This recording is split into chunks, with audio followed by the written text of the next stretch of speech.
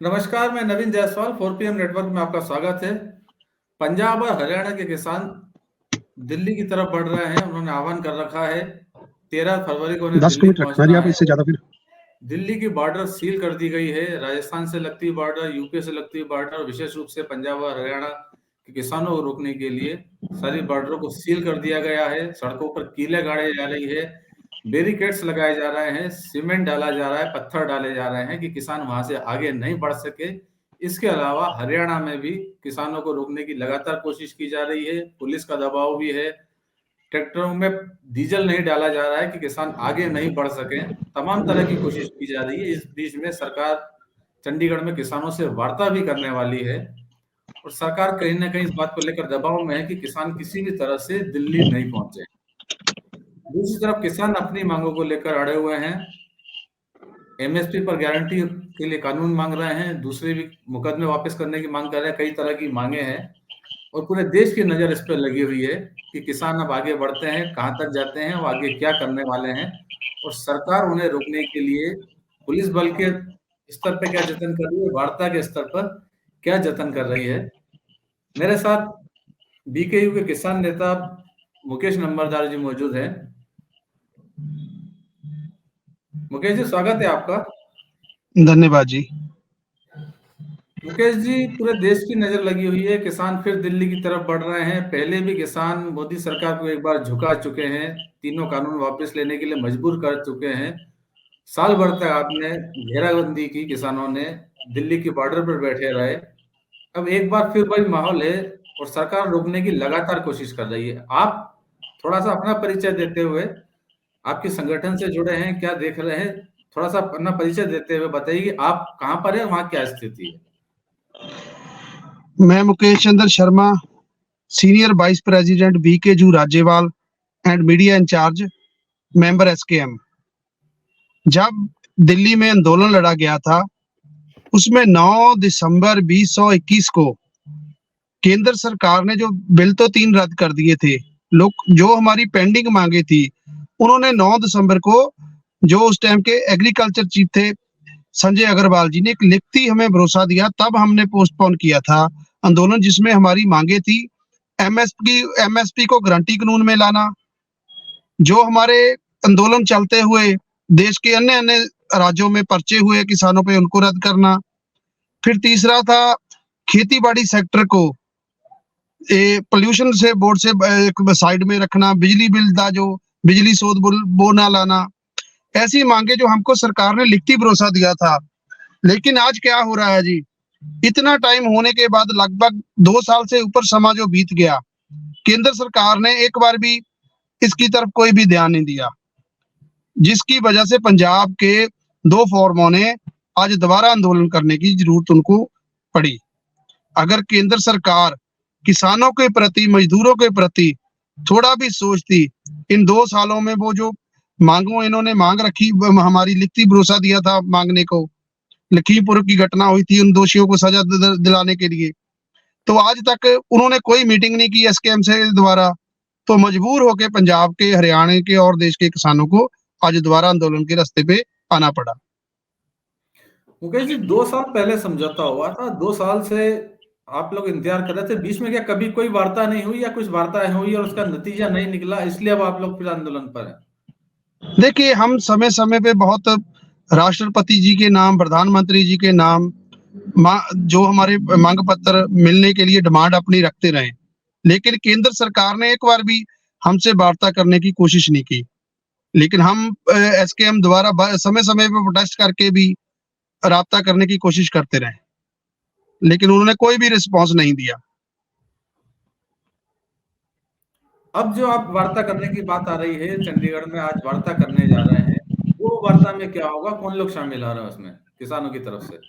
देखिए, पंजाब के और उत्तर भारत के 2 फोरम जो है वो इस आंदोलन में भाग ले रहे हैं।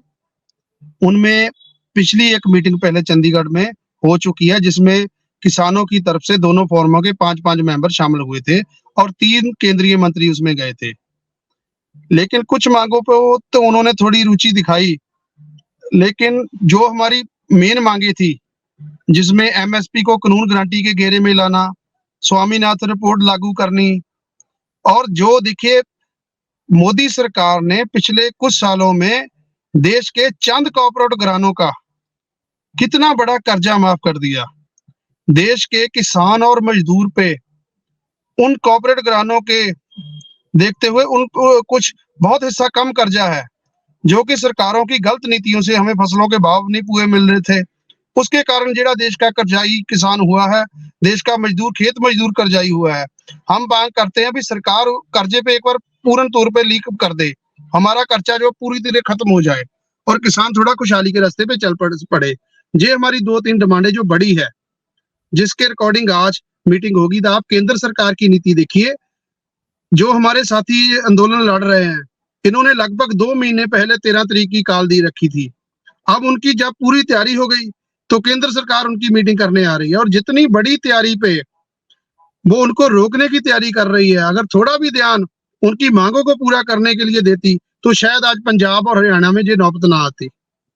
ये केंद्र सरकार जो है किसानों के पक्ष की सरकार नहीं, हमें आज थी 10 साल इनके पूरे होने जा रहे हैं। अभी इनका जो बजट सेशन आया था, भाई इसमें कुछ ना कुछ किसानों को के लिए लेके आएंगी, लेकिन कुछ भी नहीं लेके आई जी। जैसे 9 बजट पहले किसानों के पक्ष में नहीं थे, 10वां बजट भी इसका ऐसे ही खाली गया जी। मुकेश जी, एमएसपी पर जो गारंटी और कानून बनाने की बात कर रहे हैं, इसको थोड़ा सा डिटेल में समझाएंगे कि किसानों की मांग क्या है एमएसपी को लेकर, और कानून अगर बन जाता है उससे क्या अभी क्या समस्या जा रही है? देखिए देश में 23 फसलों पे केंद्र सरकार ने एमएसपी ऐलान रखी है, लेकिन पंजाब हरियाणा में 2 फसलों में, मैं पंजाब में से हूँ, एक गेहूं और धान की फसल से सिवाय किसी पे एमएसपी नहीं मिलता, जो केंद्र सरकार अपने फसलों के भाव निर्धारित करती है। तो उसकी वजह से किसानों की बहुत लूट होती है। प्राइवेट व्यापारी आता है, अपनी मर्जी का भाव लाता है, फसलों के भाव नहीं हमें पूरे मिलते, जमाखोरी होती है। तो हम चाहते थे भाई जो देश का एक कानून बने जिसमें पूरी तरह किसानों की जो फसल है, जो स्वामीनाथ जी की रिपोर्ट देखी आज बजट में, उन्होंने एक ऐलान तो मोदी जी ने कर दिया, स्वामीनाथ जी को हम भारत रत्न दे रहे हैं। बहुत अच्छी बात है, उन्होंने किसानों और मजदूरों के लिए बहुत संघर्ष किया। कमेटी सरकार ने बनाई थी। जब 2014 में मोदी सरकार आई तो उन्होंने एक अपना बोला था भी आप स्वामीनाथ रिपोर्ट लागू करो, तो हम आपको रिपोर्ट लागू करोगे, हमको सत्ता में लाओ तो हम रिपोर्ट लागू करोगे, लेकिन आज तक नहीं की। फिर इन्होंने एक जुमला छोड़ा, हम 2022 तक किसान की आमदन दुगनी कर देंगे, लेकिन आमदन कहाँ से दुगनी करनी थी? किसान के तो ऊपर कर्जा इतना बड़ा बढ़ा दिया, जो अगर आमदन दुगनी होती तो कर्जा कम होता। तो इसलिए जो एमएसपी की कानून गारंटी है, हम ये चाहते हैं जो फसलों के रेट केंद्र सरकार निर्धारित करती है वो पूरे देश में लागू हो। अगर कोई उसमें कोई भी खरीद करे लेकिन उस रेट से कम करता है, हमें सरकार उसकी श्योरिटी दे। अगर कोई भी व्यापारी उस रेट से कम लेता है, उसको सजा हो, उसको फाइन हो, किसान को फसल के पूरे भाव मिले और किसान भी खुशहाल ही रहे। लेकिन ये सरकारें बस मानती है भी जो देश का किसान है बस खेतों में रहे, दुबला कुचला रहे और जो है सदा कर्जे में डूबा रहे। इसी बात की जो लड़ाई आज पूरा देश एक मुठ होके लड़ रहा है जी। एमएसपी गारंटी पर आप बता रहे हैं कि पहले भी बातचीत हो चुकी है, तो सरकार का क्या तर्क है, सरकार क्या कह रही है इस कानून को लाने को लेकर? जब जब 14 दौर की मीटिंग हुई थी, मैं भी उस सभी मीटिंगों का हिस्सा रहा हूँ। सरकार से जब वार्तालाप होती थी आंदोलन 1 में, तो हमने डिमांड रखी थी भाई आप, सरकार बोली थी कि कमेटी बना देते हैं। हमने रखा था भी आप दोनों पक्ष के समाने सरकारी नुमाइंदे हो, उतने किसान लो। लेकिन सरकार ने एक बोगस कमेटी अनाउंस कर दी जिसमें 22-23 मेंबर ले ले, और हमको बोला गया भाई आप एसकेएम की तरफ से सिर्फ 3 मेंबर लेंगे। तो उनकी तो बहुमत पहले बढ़ गई, फैसला तो बहुमत से होगा। फिर हमसे वादा किया था जो बिजली शोध बिल है, जो अगर वो लाना पड़ा देश में, हम एसकेएम के साथ मीटिंग करेंगे फिर लाएंगे। लेकिन आज देखिए पूरे देश में चिप वाले मीटर लग रहे हैं। फिर हमने बोला भाई आप जो खेती सेक्टर को पोल्यूशन बोर्ड से बाहर रखे, फिर पूरे देश में प्रणाली के जो धुएं के पर्चे फिर किसानों पे हो रहे हैं। तो सरकार हर वादा, जो लिखती वादा भी हमसे किया, उससे भाग रही है और एक भी वादा अपना पूरा नहीं किया। तो हमने इन पे भरोसा करके अपना पहले जो आंदोलन था पोस्टपोन कर दिया। लेकिन 2-2.5 सालों में अगर सरकार थोड़ा भी किसानों के पक्ष में होती तो कोई मीटिंग करके इसको आगे बढ़ाती। आज मजबूर होकर किसानों को दोबारा सड़कों पे बैठना पड़ रहा है। और किसान को किसान को देखिए, सरकारें उसके मसले हल करने की बजाय उनको रोकने के लिए, उस पे लाठियां बरसाने के लिए बड़े बड़े बैरिकेड लगा रही है। अगर जब किसानों ने 2-3 महीने पहले ऐलान कर दिया था 13 फरवरी को हमें दिल्ली जाना पड़ेगा दोबारा, अगर थोड़ा भी सोचती तो उनके साथ पहले बैठती। अब किसान घरों से निकल रहे हैं और सरकार बोली आओ बैठ के मीटिंग करते हैं। मुकेश जी, पंजाब में अलग सरकार है, आम आदमी पार्टी की सरकार है, और हरियाणा में बीजेपी की सरकार है। दिल्ली जहां किसान जाने की कोशिश कर रहे हैं वहां दिल्ली पुलिस है, मोदी सरकार के पास है। अलग अलग जगह से अलग अलग तरह की खबरें आ रही है। हरियाणा के अंदर किसानों को रोकने के लिए धमकाया भी जा रहा है, ऐलान किए जा रहे हैं कि वो घर से बाहर नहीं निकले। पंजाब में क्या स्थिति है? देखिए, मैं एक बात स्पष्ट करूंगा, जो पंजाब चाहे केंद्र में सरकार पंजाब में चाहे हरियाणा की है, चाहे किसी की भी सरकार हो, बीजेपी की, कांग्रेस की, चाहे आपकी, इनकी राजनीति के लिए बेट किसान चढ़ रहा है। पंजाब में अभी तक तो ऐसा कोई हालात नहीं बने, लेकिन ऐसा होती है अगर केंद्र में पक्ष की सरकार है, जैसे आपकी सरकार है, वो तो कहती है कोई बात नहीं हम साथ हैं। सरकारें तो हमें सभी साथ बोलती है, लेकिन कहीं इनकी आपसी राजनीति की बेट किसान चढ़ रहा है। अगर सरकारें सहमत हो, हम सूबा सरकार हमारी चाहे अगर प्रदेश की सरकार से वार्तालाप करे तो हमें तो ये जरूरत ही ना पड़े। एक दूसरे को पार्टी को नीचा दिखाने के लिए, बड़ा करने के लिए, आगे आने के लिए किसान उसमें पिस रहा है, मजदूर उसमें पिस रहा है। ये बात तो जो किसान आंदोलन के जो विरोधी हैं, जो सरकार का पक्ष है या दूसरे पक्ष हैं, वो भी ये बात लगातार आरोप लगाते रहे हैं कि अब चुनाव देख आ रहे हैं, सर पे लोकसभा के चुनाव आ रहे हैं, तो उसको देखते हुए किसानों ने आंदोलन शुरू किया है। देखिए, ये अगर सरकार हमारी किसी पॉलिटिकल पार्टी से निजी तो कोई लड़ाई नहीं है। हम तो आंदोलन उस टाइम तो कोई इलेक्शन नहीं थी जब से आंदोलन पोस्टपोन करके आए हैं। अगर सरकार हमारे मसले पहले हल कर देती तो शायद हम इसी सरकार को किसान वोट डाल देता। हमें लगता है जी सरकारों ने को किसानों का भला किया है, इसके लिए अच्छा कुछ पक्ष में लाई, अच्छे रेट दिए हैं, हमें स्वामीनाथन की रिपोर्ट दे दी है। ठीक है जी, जे हम तो कब से डिमांड कर रहे हैं मीटिंग, वो तो लास्ट हमें जब हुआ फिर हमें करना पड़ा। हमने 2-3 महीने पहले की कॉल दी है। सरकार भी इस इलेक्शन का लाभ ले सकती थी। अगर इनको लगता है भी किसान ले रहे हैं तो 2 दिन पहले ही हमारे मसले हल कर देते। ये सिर्फ राजनीति कर रहे हैं, राजनीति हो रही है। हरियाणा सरकार को भी चाहिए, जो किसान है उनका ही है, उनके प्रदेश का है, अन्नदाता है, उसको जो ये डराने धमकाने की कोशिश ना करे, उसको बैठ के उसको सुन के उसको जो मसले है उसको सुलझाने की कोशिश करे। ऐसे तानाशाही नहीं चलेगी देश की। इस आंदोलन जो चला था पहले, उसने पूरे देश को, हर वर्ग को जो जगा दिया है, हर वर्ग को अपने हक लेने आ चुके हैं। मुकेश जी, जिस तरह की खबरें आ रही हैं कि हाईवे पर कीलें गाड़ी जा रही है, बैरिकेड्स लगाए जा रहे हैं, पत्थर डाले जा रहे हैं, सीमेंट डाल के उसको स्थायी रूप से बंद किया जा रहा है, भारी पुलिस बल लगाया गया है, बीएसएफ तक लगाई जा रही है। अब ऐसी स्थिति के अंदर आप लोग दिल्ली तक कैसे पहुंच सकते हैं? देखिए, हमने पहले भी आंदोलन जीता, शांतिपूर्वक तरीके से जीता। हमारे साथी आज जितने भी आप देखिए लीडर बोल रहे हैं, वे हम शांतिपूर्वक तरीके से रखेंगे। लेकिन आप सरकार की नीति देखिए, कितना खर्चा कर रही है, कितने रोड बर्बाद कर रही है। यही पैसा अगर किसानों की भलाई के लिए खर्चा जाए तो काफी मसले तो हमारे ऐसे हल हो जाते। कितनी कंपनियां बैठा दी उन्होंने, कितने बड़े बड़े, जो सरकार का काम थोड़ी है। ऐसी सरकार पे भी पर्चा होना चाहिए। हाईवे पे जो अगर कोई आम आदमी करता है कुछ तो उसके लिए तो दिक्कत है। सरकार किले गाड़ने का अधिकार सरकार को है, इतने बड़े रोड को नेशनल हाईवे बन उस पे बैरिकेड लगाने का कंक्रीट करके अधिकार है नहीं है। ये सारी मोदी सरकार जो है अपनी तानाशाही करा रही, चला रही है। ऐसा तानाशाही सरकार से जो देश का जो हर वर्ग है दुखी होगा, तो कभी नहीं चाहेगा भी ऐसी सरकार दोबारा रिपीट हो। तो सरकार जिस तरह के प्रयास कर रही है रोकने की, पुलिस की तरफ से, सुरक्षा बलों की तरफ से प्रयास किए जा रहे हैं, किसानों को दिल्ली नहीं पहुंचने दिया जाए, हरियाणा में रोक लिया जाए, दूसरी जगह रोक लिया जाए। यदि ऐसे में सरकार सफल होती है, किसान दिल्ली तक नहीं पहुंच पाते हैं, तब आप लोगों की रणनीति क्या होगी? कोई बात नहीं जी, समय समय बैठ के होती रहती है। जब पहले भी आंदोलन चला था, सिग्गू बॉर्डर पे किसानों की हर रोज मीटिंग होती थी। नई नई रणनीति बनती थी। देखिए इसमें अलग अलग तरह के फॉर्म है, अलग अलग तरह के संगठन है। कोई भी किसान लीडर अकेला कोई फैसला नहीं ले सकता।